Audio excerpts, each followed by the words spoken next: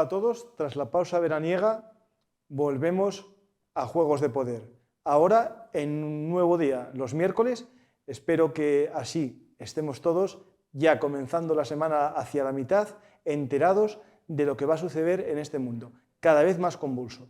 Parecía que esto no se podía complicar más y se va complicando, cada escenario va cambiando. ¿Qué nos iba a decir que Prigozhin iba a morir en un accidente de avión? Todo el mundo buscaba un balcón y no fue de un balcón, cayó alto, pero no de un balcón. Vamos a hablar un poco de lo que sucedió este verano, pero sobre todo nos centraremos en lo que está sucediendo, no en el verano, en lo que queda de verano, en esta ofensiva, esperemos, final de la contraofensiva, hasta que llegue la Raputisza y comience una nueva campaña invernal de la guerra en Ucrania. ¿Quién nos iba a decir ya hace casi un año y medio va a hacer que estaríamos hablando del segundo invierno de la guerra de Ucrania, ¿no, José María? La verdad que sí.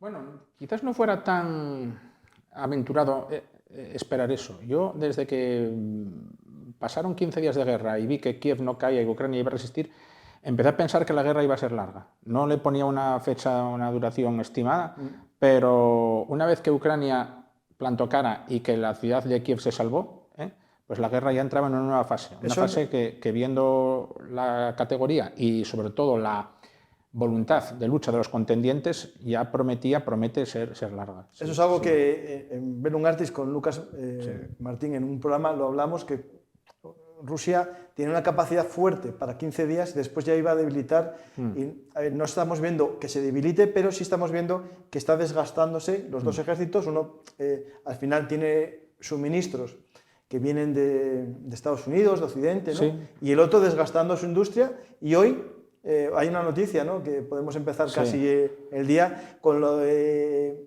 Corea del Norte y los viajes para conseguir munición en Corea del Norte. Sí.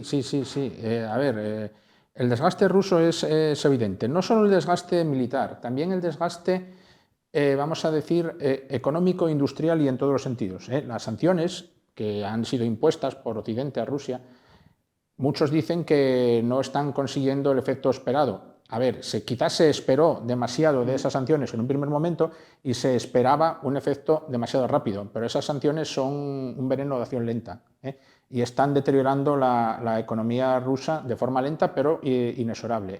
Entonces Rusia ahora, a pesar de que le quedan algunos, vamos a llamar amigos, entre comillas, en el Parlamento Internacional, está muy aislada. Y entonces para alimentar y surtir a su ejército necesita buscar aliados y proveedores en los sitios más insospechados. Sabíamos que estaba obteniendo material bélico de importancia, drones de Irán, pero ahora no es una noticia nueva, pero ahora sí se confirma que ha mantenido conversaciones con Corea del Norte para que Corea del Norte, que no olvidemos que es uno de los países más míseros de la Tierra, si no el más mísero, pero uno de los más militarizados, envíe piezas de armamento que Rusia necesita con urgencia. Munición de artillería, piezas de artillería, blindados, es decir, de todo. Y luego llamativo también es que el otro, digamos, elemento capital en la guerra, el capital humano, los hombres, lo que toda la vida se llamó carne de cañón, pero ahora algunos llaman mano de obra. Pues Rusia anda buscando soldados, buscando y encontrando soldados en Cuba.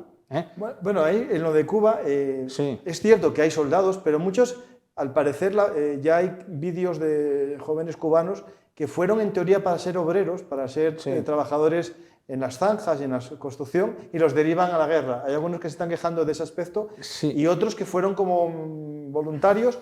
Claro, teniendo en cuenta un elemento que es muy interesante, cuánto cobra un soldado en el ejército cubano, que eran como $150 al cambio, y lo que está pagando Rusia, que supuestamente a los voluntarios estos profesionales son unos 2.500. Entonces hay gente, claro, que tiene un interés económico en esta guerra. Esto recuerda poderosamente muchas cosas que ocurrían en la Alemania del Tercer Reich al final de la guerra, cuando Alemania estaba desesperada por ganar la guerra, y recurría a toda clase de tretas o ardides para conseguir soldados de cualquier tipo de procedencia o nacionalidad. De hecho, una cosa que hizo mucho Alemania en el final de la guerra está haciendo también Rusia es coger a los trabajadores emigrantes de la construcción que muchos de ellos iban a trabajar donde dejaban de trabajar los alemanes para ir a la guerra, sí. obligarles después a ser soldados o darles unos derechos laborales o ciudadanos o que sea a cambio de entrar en el ejército. A mí,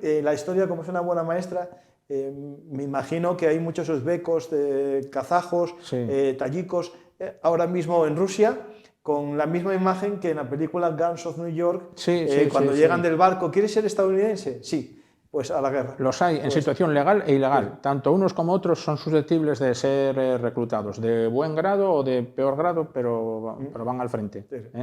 Pues tenemos esta guerra que al principio es algo que quiero hacer un resumen, porque es algo que aquí ya hablamos muchas veces, en la famosa contraofensiva, que parecía estancada, no avanzaba en la zona de Tokmak, ¿no? Esa zona el corredor de Tokmak, hacia Melitopol, parecía que no avanzaba, las fuentes prorrusas, propaganda prorrusa, decía que era todo un fracaso porque no había un avance, y aquí José María y yo muchas veces hablamos de la guerra como una aproximación indirecta. Primero, debilitar al enemigo, y cosas de la vida, me parece que nos escucharon, desembarcos en el Dnieper, hubo el del puente Antonovsky y el de las aldeas cosacas, ¿no? Que también es interesante como aproximación indirecta.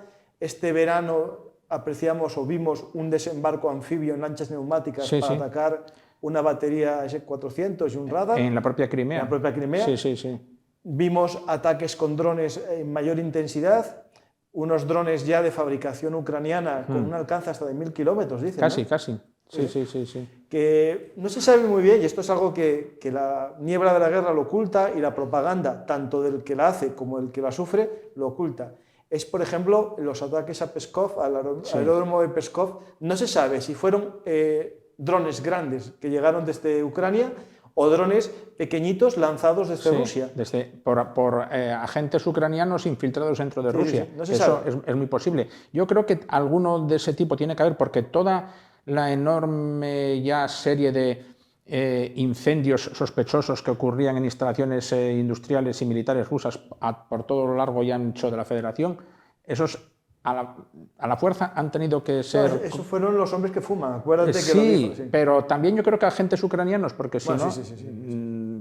tiene que ser. No, hay unidades de fuerzas especiales infiltradas, seguro, o sea, no te dudas ninguna. Y esas gentes pueden llevar consigo estos últimos drones que hemos visto ahora, que son los famosos drones de cartón.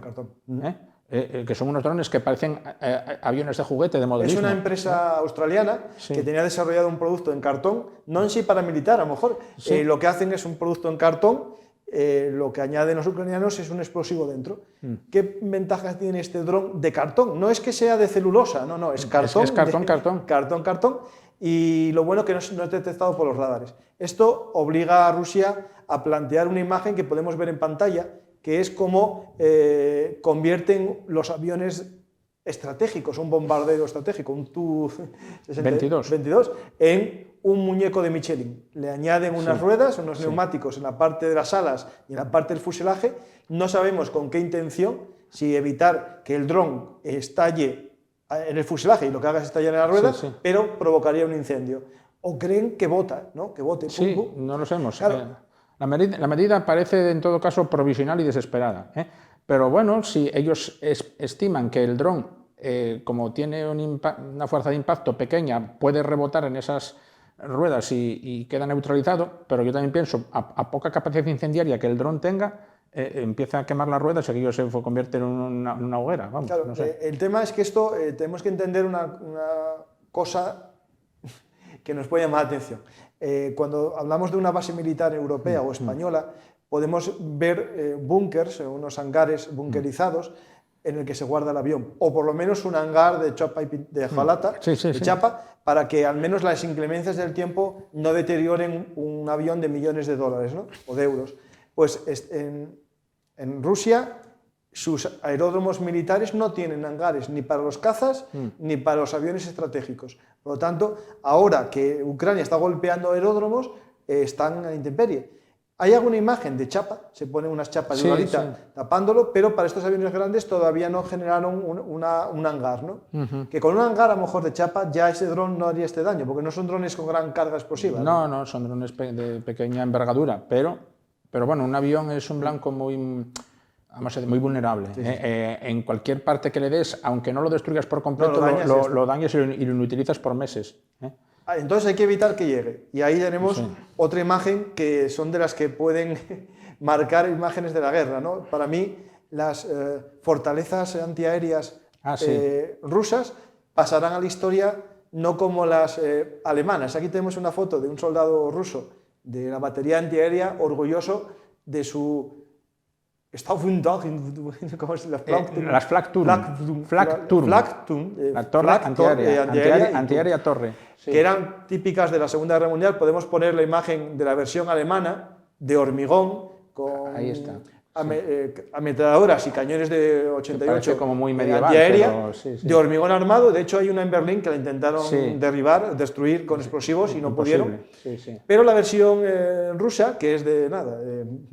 un poco de unas vigas de metal y ponen encima un Pantsir. Hay gente que está defendiendo eso como una gran idea porque lo que hace es como crear un rascacielos. A ver, es cierto, tiene una cosa, que eso aumenta el alcance del radar. Pero tampoco demasiado, porque el radar del Pantsir mucha potencia de por sí no tiene. Entonces, por más que lo subas, le vas a aumentar un poco el horizonte, pero 3 kilómetros más, a lo mejor tampoco...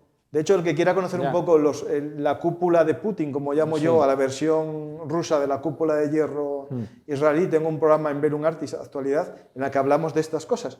Y es cierto que a lo mejor subiéndolo ahí le quitas el ruido del radar y puede tener mejor puntería o el sistema. Digo mejor porque al parecer en Siria falló bastante el Pantsir. Queda un poco ridículo, es decir, esa imagen así. De todas formas... No sé si es más ridícula esa imagen que puesta en un rascacielos. El Pantsir, una de las ventajas que tenía por su concepción es que era un sistema móvil. Claro, móvil. Y podías cambiarlo de sitio y tal. Ahora ya lo anclas a esa torre y ya lo fijas ahí, ya sabes dónde está. Ya no, ya te lo cargas en un cepillo, ¿no? Sí. Vale.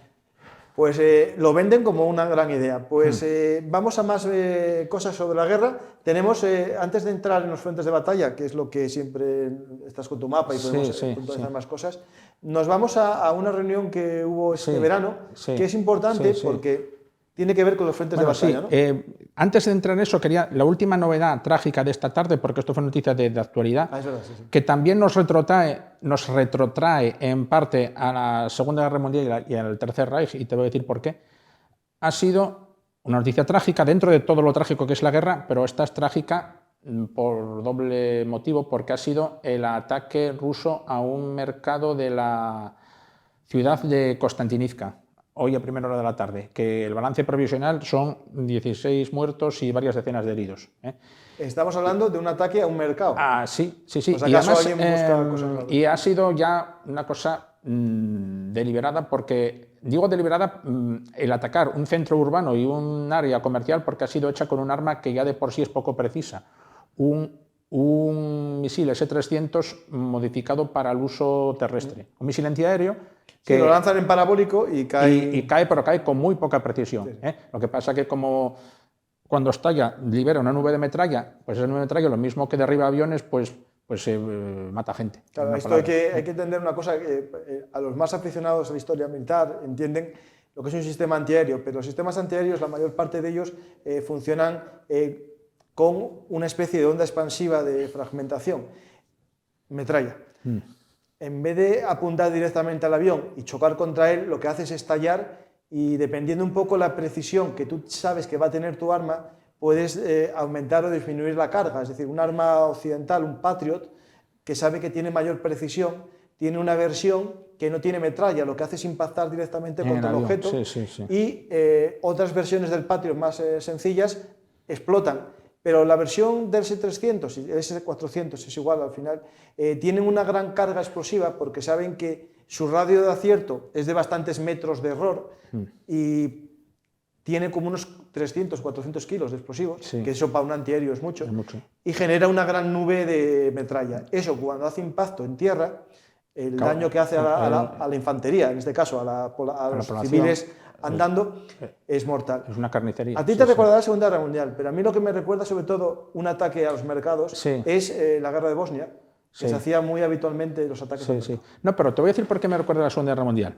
Porque el patrón que estamos viendo de actuación ruso en esta guerra, cuando hace un ataque de este estilo sobre un objetivo civil es un ataque de represalia. ¿A qué me refiero?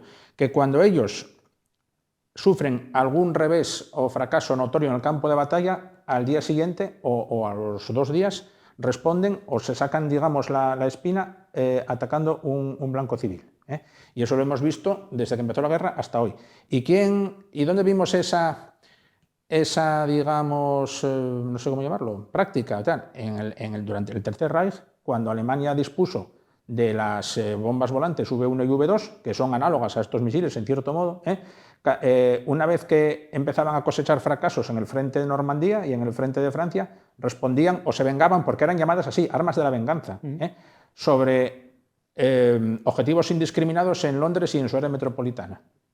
Y era así, cada vez que las tropas alemanas hitlerianas iban retrocediendo en las costas de Normandía y en el norte de Francia, llovían los V1 y los V2 sobre Londres y alrededores, causando muertes entre la población civil, sin ningún objetivo estratégico ni demás. Entonces aquí Rusia sigue un poco ese patrón, y como ahora ya vamos al campo estrictamente militar, al de los frentes, estamos viendo que en esta última semana está cosechando fracasos o derrotas en el área de Robotine, Verbove y demás, responden de algún modo o quieren replicar esos fracasos con el ataque de hoy a Konstantinivka. Pero justo este ataque hoy a población civil, cuando está Blinken en Kiev, no ayuda mucho a la causa rusa. Es decir, si Estados Unidos hay debate interno y en los medios de comunicación estadounidense existe distintas corrientes de opinión, al igual que en la política y en la población, si apoyar más, si ya no merece la pena apoyar más porque ya no van a conseguir expulsar a Rusia hay que negociar, es decir, todo eso existe en la opinión pública estadounidense. Justo cuando está un alto representante estadounidense en Kiev, matar población civil. No parece lo más inteligente desde nuestro punto de vista, pero la lógica y la forma de pensar rusa no tiene por qué ser forzosamente la nuestra. Bueno, ellos venderán que era un ataque a algo y salió mal, o incluso dirán en algunos, y yo esto podemos escribirlo y lo tendréis visto, que va a haber canales prorrusos, gente prorrusa que dirá que esto es que no era un mercado, era otra cosa. Y seguro que había generales de la OTAN, mercenarios, comprando lechugas. O laboratorios radioactivos, o yo qué sé. Algo seguro. Ya veréis cómo van a justificar gente que hayan matado civiles en un mercado.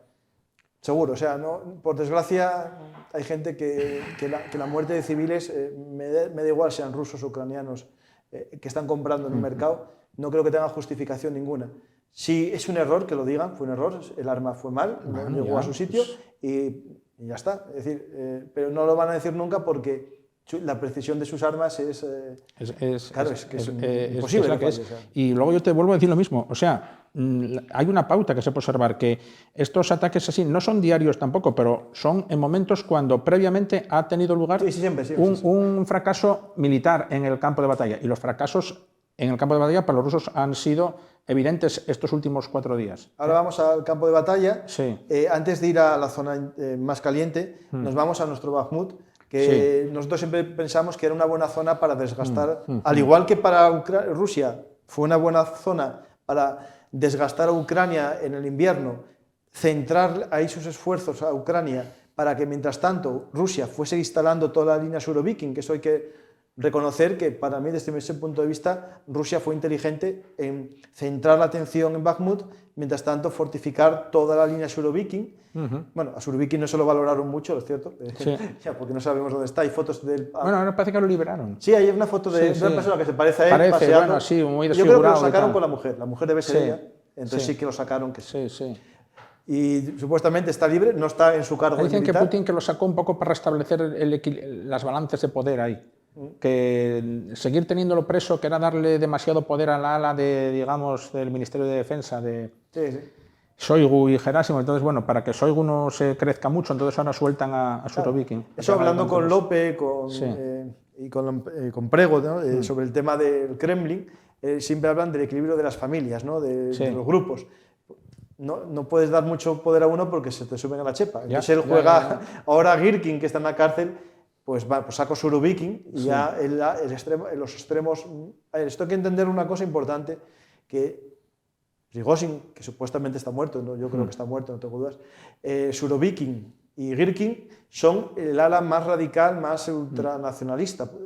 Es cierto que son los que a lo mejor tienen una teoría, si yo fuese militar ruso, más acertada a lo mejor, pero para los ucranianos es mejor que no estén estos en el mando, no, sí. porque sería pero más... es que Surovikin, aparte de que sus supuestos crímenes o no que haya cometido, desde el punto de vista estrictamente militar, yo creo que es la cabeza mejor amueblada del ejército ruso. Y el que tomó medidas, mientras estuvo al mando, más acertadas y más correctas. Pero casi parece ser que justo por eso lo cesaron, porque ahí en Rusia funcionan las cosas así. Claro, esto hay que entender que Gerasimov, que era el teórico militar ruso, ¿no? Es decir, como el Clausewitz, ¿no? Del siglo XXI para Rusia, es el que lleva ahora el mando de la guerra a nivel de todos los dos teatros del teatro, es decir, a nivel conjunto de toda la guerra. Y yo tengo mi teoría o mi nombre, ¿no? De ni un metro atrás, ¿no? La defensa Gerasimov, ¿no? Que en teoría se vende como una especie de versión modernizada de la defensa elástica, en la que en teoría Rusia recibiría un golpe en las líneas de contacto, retrocedería la línea defensiva y mientras retrocede y avanza Ucrania, hace un movimiento de ataque con unidades móviles, ¿no? Los contraataques famosos. Lo que pasa es que en estos 2 meses lo que vimos es una defensa elástica e inelástica, es decir, no retrocedía un metro Rusia. Rusia luchaba en primera línea de contacto y los contraataques los hacía en línea de contacto. Sobrepasando la línea de contacto. Y eso lo que hace es debilitar aún más el contraataque, porque el atacante está bien organizado. Y eso implica que se produzca una paradoja en el punto de vista militar, que en vehículos, si nos vamos a Oryx, en la zona de esta Zaporilla, 1 contra 1, es decir, el atacante, que es Ucrania, tiene el mismo número de vehículos destruidos. En carros pierde más Rusia. No, pero digo vehículos totales. Bueno, en total sí, pero por ejemplo... Porque Ucrania está atacando mucho con vehículos blindados ligeros. Ucrania pierde más vehículos de infantería, pero lo que son carros de combate, tanques, para que la gente nos entienda, pierde Rusia en ocasiones el doble casi. Sí, pero es lógico porque, a ver, esto lo resumo un poco, en junio la táctica ucraniana era avanzar con los carros en primera línea, que fue cuando vimos los Leopard destruidos, y al poco tiempo, de una forma inteligente, optaron por avanzar con vehículos blindados de infantería, descender a la infantería y desde lejos, aprovechando la mejor óptica de los carros occidentales, el mayor alcance de sus armas y su precisión, a los carros rusos. Al final, lo que está haciendo Ucrania es no arriesgar carros de combate y reducir la exposición de los vehículos de infantería, dejando rápidamente a la infantería en tierra. Esto es. De hecho, hay una cosa que, si te fijaste, están utilizando Humvees, que son vehículos ligeros, que no tienen blindaje, para hacer como un movimiento de caballería muy rápido, descargan y marchan los Humvees. Si pueden, apoyan con las armas que tienen del 1270 o algo así, pero tampoco mucho más, porque más no tienen y ya está. Me está dando atención mucho el uso de los Humvees en primera línea de combate, que no es algo que está pensado para eso. Pero bueno, ellos van improvisando y hacen la guerra que pueden y saben hacer, que eso es algo que aquí en Occidente todavía algunos no comprendieron. Por ejemplo, hay un debate abierto en las esferas militares y políticas, yo creo que más políticas que militares y tal, en Estados Unidos y en la OTAN, ¿no? Que se quejan de que Ucrania no aprendió bien las lecciones de armas combinadas enseñadas por Occidente en la guerra que la OTAN le quiso enseñar y tal, no asimiló bien la doctrina de armas combinadas o interarmas y tal, y que vuelve a hacer la guerra a su propio estilo. Pero los hay que dicen que ese estilo que Ucrania emplea y sabe hacer, hay que dejarles hacerlo, que es el suyo y es el que se adapta bien a ese terreno y a esta clase de guerra. Que no, luego, para poder hacer bien o llevar o sacar frutos de la doctrina de armas combinadas, hay que tener todas las armas combinadas, pero Ucrania tiene solo algunas. O sea, no tiene carros en número suficiente, la artillería la tiene limitada, las municiones las tiene limitadas, aviación no tiene nada, misiles de largo alcance tampoco tiene. Entonces, si tú no tienes los ingredientes para hacer una receta y un cocido, no puedes hacer esa receta ni ese cocido, tienes que hacer otra cosa. Lo que puedes. Claro. Unas croquetas con lo que te sobró el día anterior. Pues sí. De hecho, es algo que tenemos que tener en cuenta, estos elementos. Y aparte, que Ucrania, al igual que Rusia, tiene que organizar un ejército para una guerra que no tenían pensado ninguno, es decir, una guerra de esta duración muy poco, no ningún ejército del mundo, ni Estados Unidos está pensado para una guerra tan larga. De hecho, Estados Unidos, su teoría militar es el shock and power, shock and awe, que es destruir rápidamente al enemigo para que la guerra sea corta, ¿no? Porque cuanto más corta sea la guerra, menos daño se produce. Aunque alguien dirá, ¿no? ¿Cómo dices eso? Pues sí, una guerra cuanto más larga, suele haber más muertos que una guerra corta, aunque sea muy dura la guerra corta. Y lo que pasa con Ucrania, claro, tenemos dos focos ahora, si podemos un poco, en el mapa tenemos una zona en Bakhmut que siguen los ataques y hay una buena noticia para Ucrania últimamente, ¿no? Que Sichivka, ¿no? Está... Sí, que sí, bueno, estuvo en disputa mucho tiempo, pero ahora sí que ya se puede decir que está bajo pleno control ucraniano. Porque no solo era tomar la ciudad, era tomar la ciudad y las alturas que la rodeaban, que si no tienes esas alturas bajo control, tampoco puedes decir que tengas la ciudad del todo segura. Y ahora sí. Ahí en Klisichivka es algo interesante. Están combatiendo los veteranos de la guerra, de esta guerra, los que lucharon ya en Bakhmut desde el comienzo. Desde hace un año casi. Y los más jóvenes, las unidades que fueron entrenadas aquí en Europa, en Occidente, ¿no? En Inglaterra, en Alemania, en España, están luchando más bien en la zona de Zaporilla. Unidades, por ejemplo, la 82 de Air Assault. La 82, la 47 son las que llevan el peso. La 47 Brigada Mecanizada de Ucrania es la que está llevando el peso en la ofensiva en Zaporilla desde el primer día. Y muchos dicen, no, es que ha sido completamente anulada su fuerza de combate. Pues no debe haber sido anulada la fuerza de combate porque sigue en primera línea. No fue relevada esa unidad. O sea, si no fue relevada, será que algo de fuerza de combate le queda, digo yo. Claro, han entrado otras a apoyarla. De memoria no me las sé todas, pero la más nombrada, porque es una unidad un tanto diferente a las demás, porque lleva unas armas específicas y es más fuerte que las otras, tiene una brigada más, es la 82 asalto aéreo que tú dices. Esta 82 es la que tiene, para que nos hagamos una idea, el Challenger 2 y el Striker. Y es interesante que hay unos vídeos que vais a ver por internet, que es de un Challenger 2 destruido, y es cierto que está destruido, no hay duda ninguna, porque lo graban los ucranianos, pero lo interesante es que está en territorio ya conquistado por Ucrania, porque lo graban avanzando.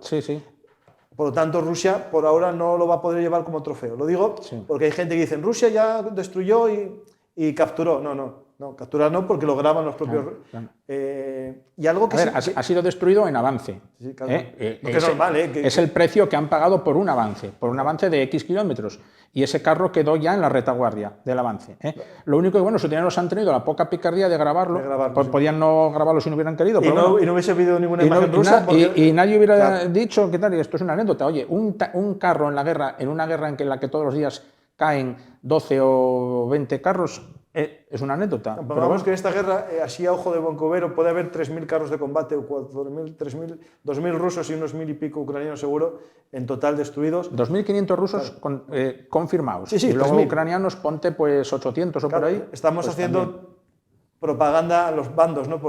por capturas que en el fondo son simbólicas. Es decir, que un Challenger sea destruido, al final lo importante es el que consiguió ese Challenger, ¿no? Si ese Challenger y su unidad consiguen un avance hacia Verbove, como es la zona en la que están avanzando, ¿no?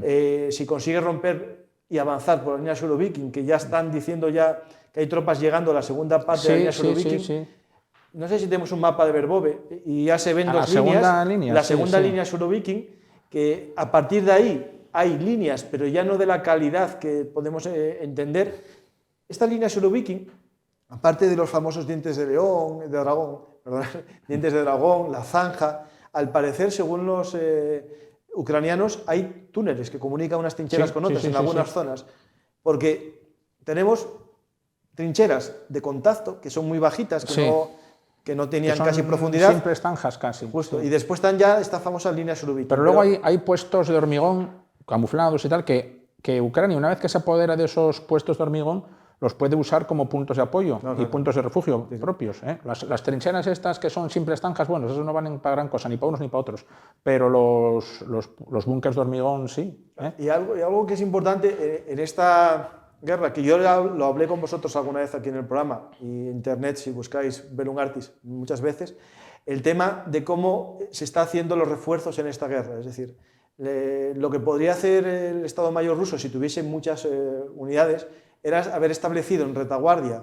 justo detrás de Tokmak, una zona de unidades móviles, ¿no? Unidades protegidas, pero móviles, blindadas, que fuesen a las zonas de necesidad, como los apagafuegos, ¿no? De la Segunda Guerra Mundial, unidades que van a taponar.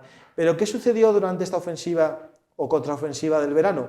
Que Rusia tuvo que sacar unidades de contacto, unidades que están en primera línea de batalla en el Dnieper, para llevarlos a Robotine. Tuvo que sacar tropas de la zona de Lugansk para llevar a Verbove. Y en esos traslados se exponen a la inteligencia militar. Y cuando se acercan al campo de batalla, les hacen una emboscada artillera o drónica, podemos decir. O bien artillería con... Les tiran con todo, con drones, con artillería ordinaria, con las nuevas municiones estas de clúster, con HIMARS. Bueno, han hecho auténticas, vamos a decir, masacres. Ahora, de hecho, las que más sufrieron últimamente estos ataques en el movimiento son las famosas VDV, las unidades aerotransportadas, que en esos movimientos fueron vistos. Sorprendidas. Y a lo mejor una columna con 10 camiones, les empezó a caer HIMARS de los de wolfranio, los que tienen perdigones de tungsteno o wolfranio, y claro, con un HIMARS o 2 te puedes barrer perfectamente 5 camiones y todos los hombres que van dentro. Al final, la opción de traer tropas de lejos es exponer más tiempo a esas tropas y debilitar otra zona. Precisamente hoy hubo un avance, bueno, más o menos significativo en un sector del frente que estaba un tanto olvidado, el sector de Vuhledar, Velika Novosilka, Vuhledar. Y algunos ya decían, bueno, Ucrania querrá abrir una nueva ruta de avance por ahí. No debe ser exactamente eso, debe ser sencillamente que los rusos han sacado fuerzas de ahí de Vuhledar para llevarlas a la zona de contacto de Verbove, han dejado ese espacio desguarnecido y los ucranianos sencillamente han aprovechado la ocasión y se han metido por ahí. Hay que entender que para que una zona que sea tu lugar deseado, ¿no? Lo que tú quieres, tu objetivo principal, para conseguir ese objetivo principal tienes que debilitarlo. ¿Cómo lo debilitas? Creando otros centros de combate, otros puntos de combate, otras zonas en las que los rusos no puedan distraer tropas porque están combatiendo en Vuhledar y por lo tanto se deja de reforzar la zona de Tokmak. Al final, Ucrania inteligentemente está sacrificando, y es cierto, ciertas unidades para debilitar cualquier posibilidad de reforzar la zona del corredor de Tokmak, ¿no? Pues vamos a estar atentos a lo que sucede ahí. La idea es que empezamos una nueva temporada, vamos a hablar de la guerra de Ucrania, por desgracia, será la protagonista de los programas de muchos, pero mi idea es hablar de otros escenarios. Estamos viviendo un mundo cada vez más convulso, golpes de Estado en África, ya no sé qué país no tenía un golpe de Estado. Ahora Gabón, ahora fue Gabón, el último fue Gabón. Que muchos dicen, yo lo creo, que está a la mano de Rusia detrás de todos estos golpes. Está Rusia detrás, pero nunca olvidemos que detrás también hay otras potencias mundiales que también tienen mercenarios. Nadie habla de las compañías PMC chinas y son un tema muy interesante. Y hay que hablar de temas, por ejemplo, piratería que hay todavía en algunos lugares de África, en Guinea, en el Golfo de Guinea. Hay temas muy interesantes. Mi idea es empezar a traer gente amiga que tengo, pero a través de videoconferencia, empezar a generar también otras temáticas y más amigos que tenemos aquí en Asturias, trayéndolos. Aquí en Asturias hay muchos. Y esperemos que Juegos de Poder tenga una nueva temporada y vosotros sigáis aprendiendo con nosotros de esta guerra, por desgracia, pero sobre todo de lo que se nos puede avecinar en este mundo, ¿no, José María? Sí. Más interesante la actualidad está, por desgracia o como quieras, lo está. Por desgracia nos va a tocar vivir unos tiempos en los que los libros de historia van a traer mucha información. Mucho contenido.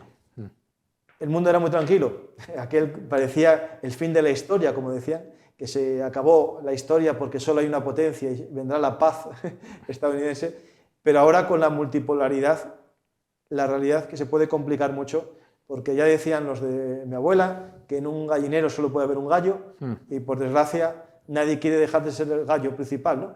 Y eso nos va a llevar a un encontronazo de alguna manera entre las dos grandes superpotencias que puede haber en este mundo, que es Estados Unidos y el bloque occidental y China. Rusia ya la podemos plantear como un aliado del bloque chino, porque con esta guerra Ya entra en declive. de- Ya está lo en estaba declive. antes, pero esta guerra le ha servido para verificarlo. Sí, sí. Yo creo que esta guerra es el sueño que tuvieron los británicos y los franceses en la guerra de Crimea, en aquella famosa carga de Balaclava y Sebastopol, cuando dijeron que el objetivo que tenemos es quitar los dientes al oso ruso. La idea detrás de esta guerra no es un objetivo, pero como consecuencia de la invasión rusa de su vecino Ucrania, se acaba de quedar sin dientes. Creo que dio un mordisco demasiado duro el objeto y se le rompieron los dientes. Algo ¿no? que no podía abarcar Sí, sí. directamente. Y los dientes se le rompieron. Que nadie busque conspiraciones de que incitaron, no. Él mordió y ahora es verdad que están armando a Ucrania para romper los dientes a Rusia. Y eso es así. No podemos negarlo porque es cierto. Pero no olvidéis que esto es una partida de un juego de poder que es más grande, que es la lucha, yo creo que entre China y Estados Unidos. Pero no olvidéis a un tercer agente, la India. La India va a dar mucho juego y de hecho ya no se llama oficialmente ya no se va a llamar India, se va a llamar otra efectivamente. cosa. Se va a llamar el nombre, digamos, auténticamente Sí. hindú para India, que el nombre es raro, no sé cuál es. Espera. Pero para ellos la India es el nombre occidental. Ay, espera, que sí, es el nombre que tiene Bajara. No sé. Bueno, ya os lo diré. Bajara, sí, algo de bajar. Bajará o bajar o bajara. Sí. Sí. Es el nombre que tenía antes de la India. Sí, sí. Bueno, estamos ahí, ya os diremos el nombre oficial, pero la India promete mucho. Ya están atentos, que ya superaron en población a China y tienen muchas enemistades fronterizas con China. Y China dibujando mapas donde le comen terreno Efectivamente. a Rusia y a la India. El último mapa oficial chino le quitan parte de Cachemira a la India y parte de Siberia, a Rusia, a Rusia, a sus amigos rusos. Sí. Bueno, os dejamos y hasta la próxima partida en Juegos de Poder.